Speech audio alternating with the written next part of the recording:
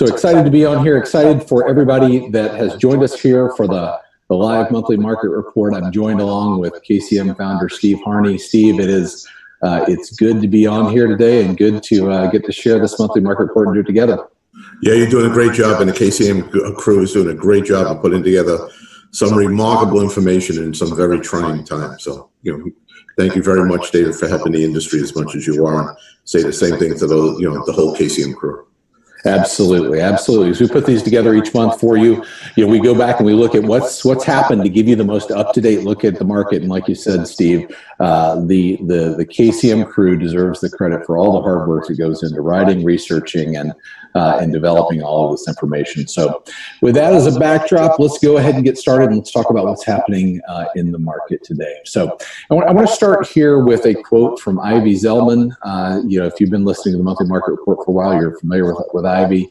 And she says here, housing will fare better than expected during this severe downturn. So, if I were to start us out today, I would say that as we look at experts, we're seeing them say, okay, as the economy starts to improve, and we've talked about this, improving in the second half of this year, housing faring better than maybe other industries during this downturn. And to take that a step further, I want to bring in some information. Start here with Diana Olnick, and she says new home sales rose slightly in April, defying expectations of a huge 22% drop. So the news there is, there was a slight improvement, but more than that, there was an expectation of a 22% drop in April. And now that we're looking at that information in the rearview mirror, we can see that home sales actually rose, really, a tribute to the continuation of how we started this year. And I'm not saying that we're where we would have been had we not been into the health crisis in this country, but we certainly have, in this example, where there was an expectation of a decrease, new home sale actually rose. She goes on to say, mortgage demand from home buyers shows unexpectedly strong and quick recovery. And the quick recovery has surprised most forecasters. And I would say to that, those of you that have been listening to the monthly market report and stuck your neck out there and went out on a limb and talked about hey, when we're able to get back out, we're going to see the market return, and maybe took some fire for that. It didn't surprise you. And yet people that said, 2-3 months ago that our business was dead, we're starting to see that come back. And so I'm excited to share that information with you.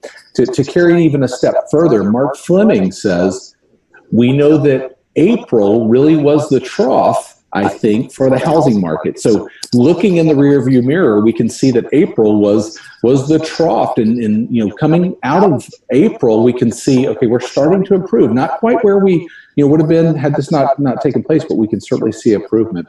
He goes on to say, we do expect the rebound to be quite strong in the May numbers that will come out at the end of June. So right now we want to look at leading indicators. We want to really say, okay, what is this going to do for pricing? And we have our first look at projected home price appreciation. And I want to bring that in here. And what we have here and what you can see is 6 experts, leading experts that project appreciation. And here this year, you can see 5 of the 6 experts are calling for appreciation this year. 3 of those 5 are calling for appreciation over 3%. As we go into next year, into 2021, we can see that all 6 are forecasting appreciation, and even some going into 2022 forecasting appreciation.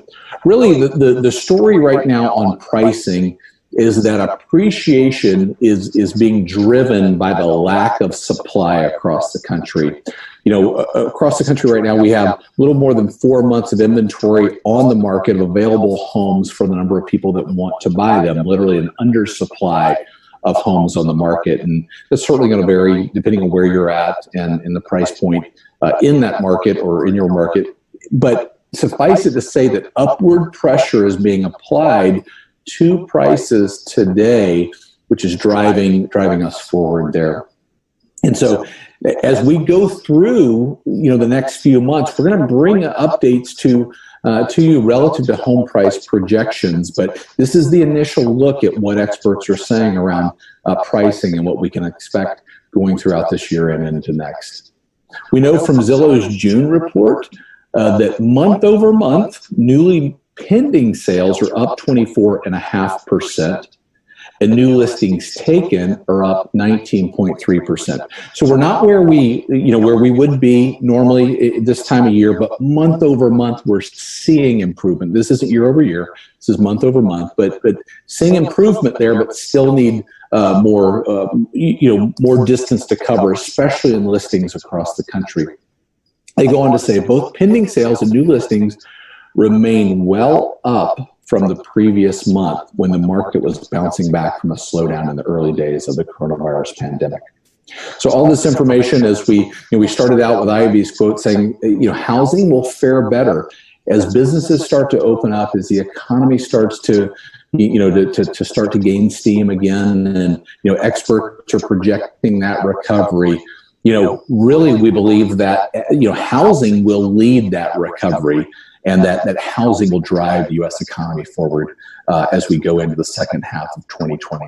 So, Steve, I want to bring you in and talk about this question of unemployment. It's been a big question that we've been following for the last couple of months. Yeah, the Bureau of Labor Statistics on Friday released their June report, which covers up until the middle of May, from the middle of April to the middle of May. And the biggest shock on that was the gains. There was actually a gain in number of jobs. Most people had projected the other way. But what we can see in most of the categories, there were actually job gains equaling up to 2.5 million. We had talked to you earlier about, we believe very strongly that the food service and bars, the bartenders and the service and restaurants, once they started opening the restaurants up, they were going to come back. Even with the social distancing, a lot of local governments are making sure that they are trying to help restaurants as much as possible, in some cases closing streets and allowing tables out in the street for people to sit in, in order to drive that business. And what we've seen is 1.4 million of those people have already come back to work. As we told you, construction, education, health services, the doctor's offices are opening back up again, the dentists are opening back up again. So the education and health services are there. One thing that we didn't get right was the fact that we thought people were going to be very, very hesitant to go out and shop. So we didn't realize the retail jobs would come back as strong as they did. But it seems that after being pent up in your house for 90 days, the American people decided, you know what, let's go shopping. And we're seeing unbelievable numbers being reported. Even early this morning, Macy's reported that their numbers that they have right now, the amount of sales they're making on a daily basis, is blowing away their projections.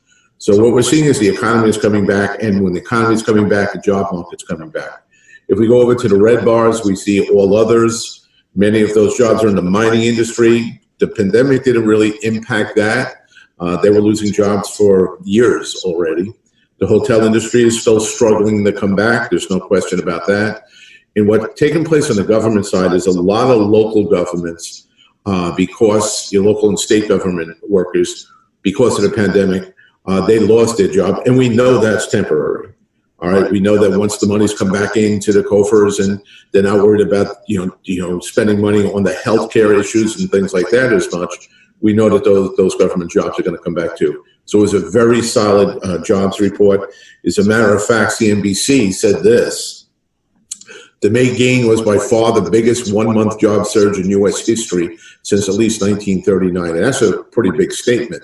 Now, obviously, we're coming off one of the worst situations. So to surge up, we have to look at saying, all right, that's because it was so far down.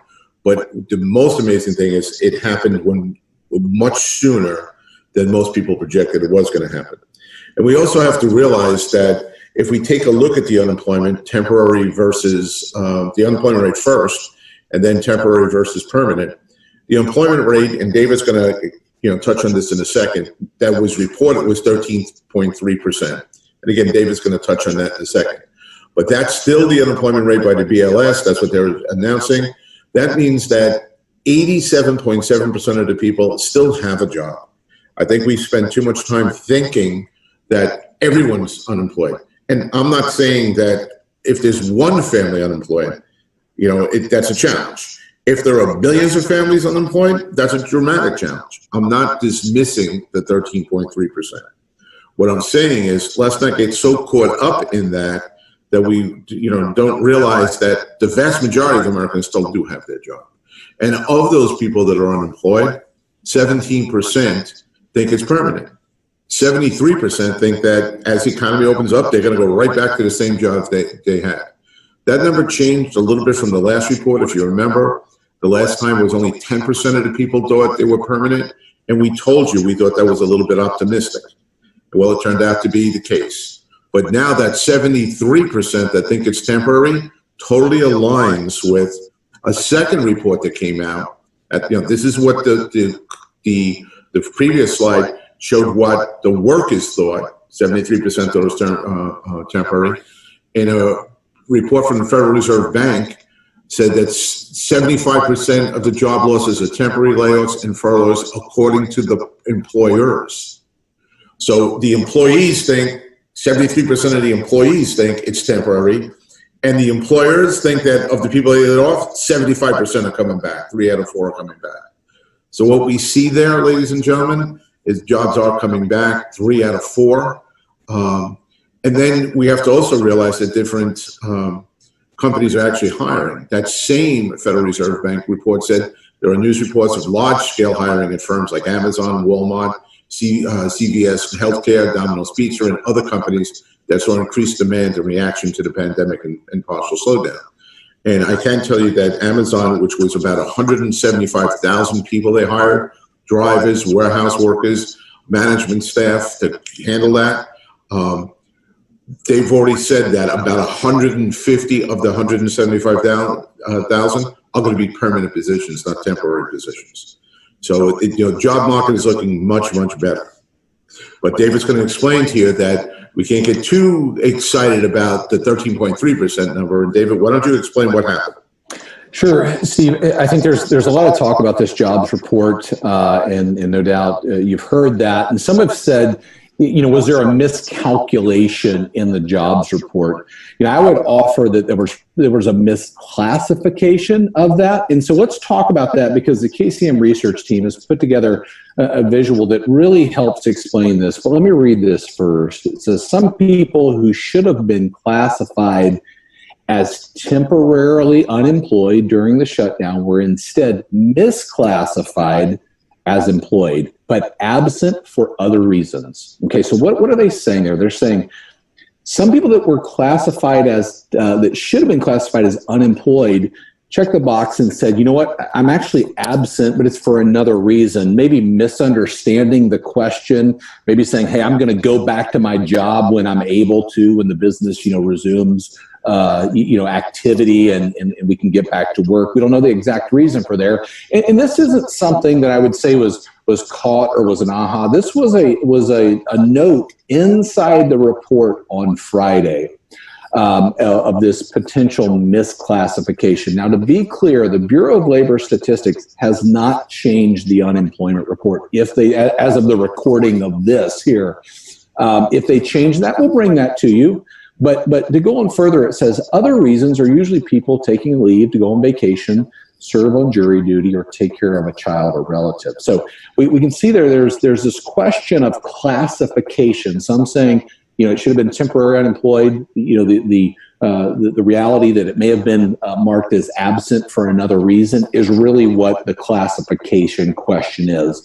So what the KCM research team and content team went back and did is they went back and looked at what that would look like, adding back in those people that could have been misclassified. And I want to give that to you here. This is the unemployment rate and showing how it improved either way you look at it. So let me break this down. The blue here on this graph shows January through May and the unemployment report as it has been reported. You can see, when we first started talking about this relative to the pandemic, in March, we were at 4.4% unemployment, April 14.7%, and then we saw this decrease in May of 13.3%. If we're going to go back and say there was a misclassification error, we'd have to go back to March and then add in what was the misclassification, you can see that there in orange. It would have bumped up the unemployment rate each month slightly. But the big news here is either way you look at it, unemployment dropped in the month of May because there were more jobs added.